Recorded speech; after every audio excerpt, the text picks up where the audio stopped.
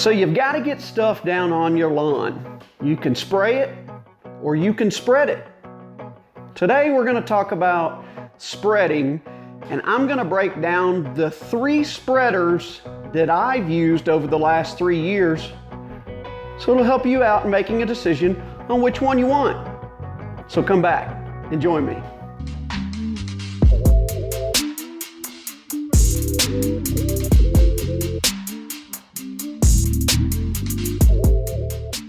Hey everyone, I appreciate you coming back to another edition of Budget Lawns. If you're new here, please consider subscribing. For all you subscribers that have been with me for a while, thank you very much. I appreciate you. Hit that thumbs up button, tap the notification bell, and most importantly, leave me a comment down below so we can chit chat about lawn stuff together. That's what I'm really here for. I want to answer your questions and get to know you. That makes this a whole lot more fun for me, and I think it will be more fun for you too. In the last video, we talked about beginner basics, and kind of piggybacking on that, when you're talking about beginning lawn care, you got to have the right equipment to get going. And I'd said I was working on a fertilizing video, which I am, so that's coming out for our 2020 lawn season guide real soon.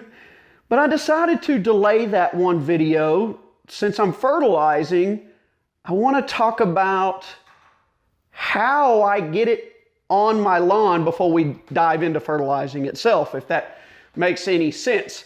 So today I want to talk about the 3 spreaders that I've used to apply products to my yard since building this house 3 years ago. When I first got started, I didn't have a spreader at all. I used my dad's. I was trying to work on as little equipment as possible because I just didn't have the budget to get set up with a full arsenal yet. So if you're in that position, it's okay. Find somebody you can borrow one from. Maybe get on Facebook Marketplace and buy one. If you do that, you just want to make sure it's in good shape, that it's calibrated, and still ready to spread the product properly without causing you an even bigger mess. But anyway, so when I first got started, I didn't have a spreader at all. I didn't even know anything about them. So I want to break it down easily before I dive into the 3 that I've used. I want to give you the 2 types of spreaders that are out there. This is what you should be aware of. There are 2 categories. 1, drop spreaders, and 2, rotary or broadcast spreaders. So what does drop and broadcast mean? It means just like what it says. A drop spreader, you fill the hopper. As you push it and open up the hopper, it literally just drops straight down out of the hopper. Now those are typically used for people that are seeding or overseeding. That way it gives them more precision.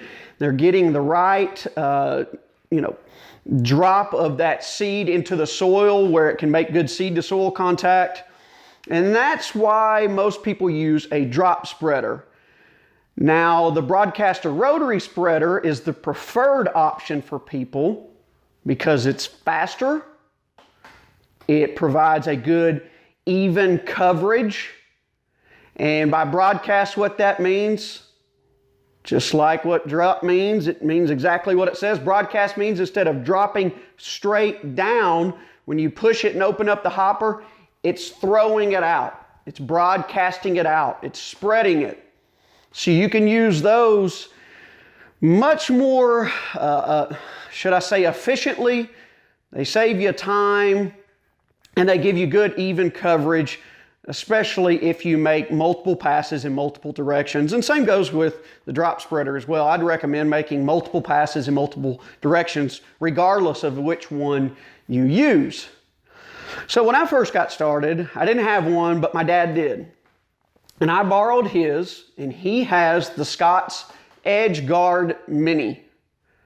By EdgeGuard, I mean you can close off one side of it, so when you're going around the driveways and the sidewalks and those areas where you don't want to spread the product, you can close that off and it'll just shoot it into the yard where you do want it.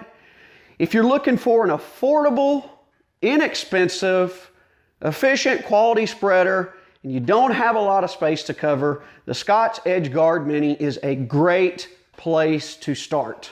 It's how I got started, no complaints. Now, when you don't have anything to reference it to, you don't really think a whole lot about it. And now looking back after using what I've used recently, I can say that it does have some drawbacks, but still, if you're just getting started, that's where I would get rolling first.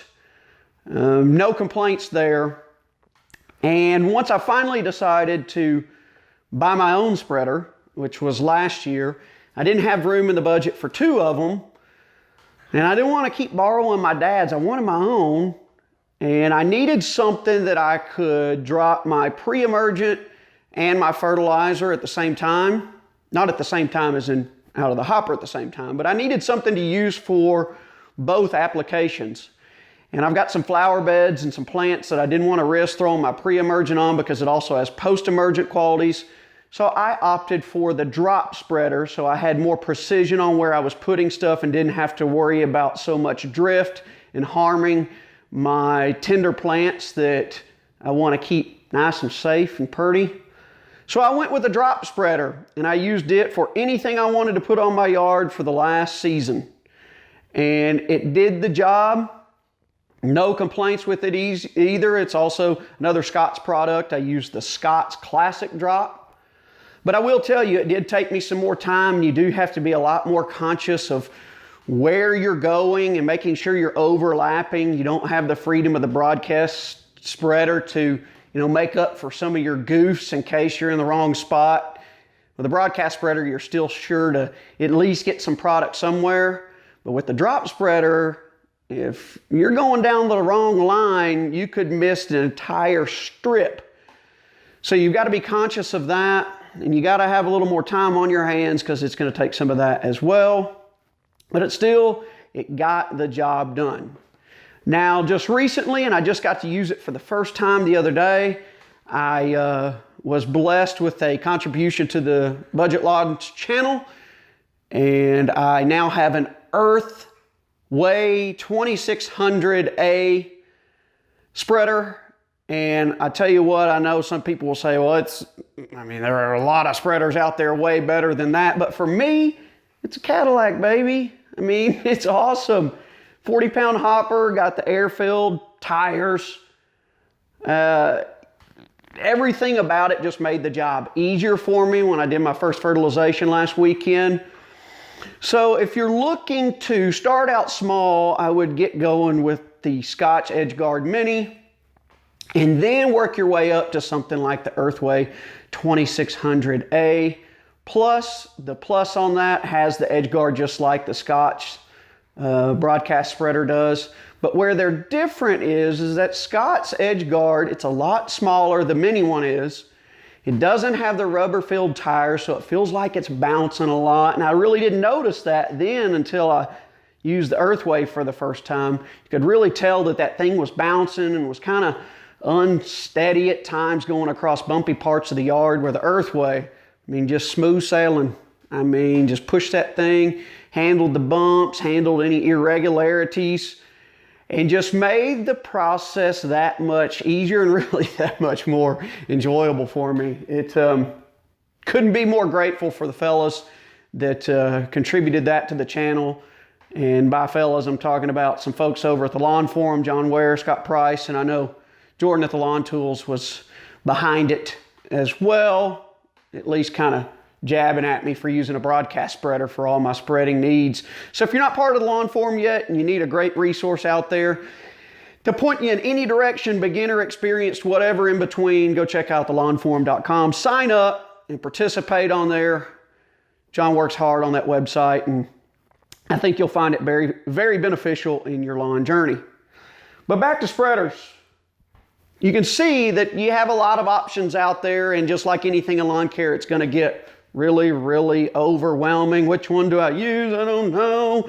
Do I use a broadcast, a drop spreader? Do I get the Scott's EdgeGuard? Do I get an EarthWay? Do I get a spiker? Do I get a whatever? There are tons of them out there. I don't know which one's best for you, but what I can tell you is no matter what spreader I used, I was able to get the product on my lawn. So in the end result, my goal was accomplished. and I've been able to fertilize and use pre-emergent products to meet all my lawn care needs.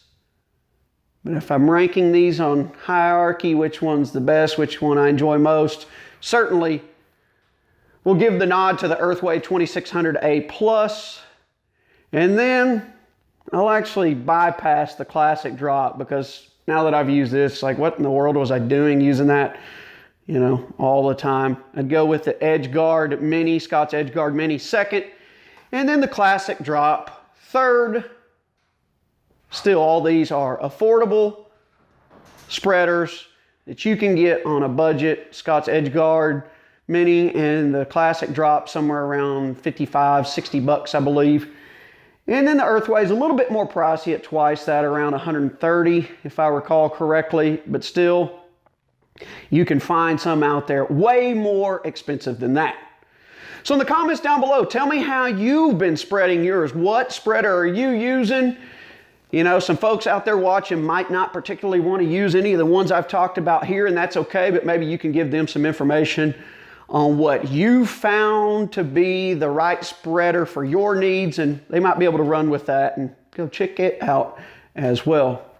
But I think that's about all we can talk about today when it comes to spreaders. Next video is going to be fertilization. I really wanted to wait because the fertilizer, I timed it just right and it's working, so I wanted some, you know, before and after results to show you just how it's taking hold and doing what it's supposed to. And I think you'll find that once I show you what fertilizer I use, you probably already know already, some people will say, I can't believe you do that on a Bermuda lawn. Don't listen to people sometimes. Do what's best for you. That's coming up next on Budget Lawns. Thanks for watching today. We'll see you again coming up soon. Take care.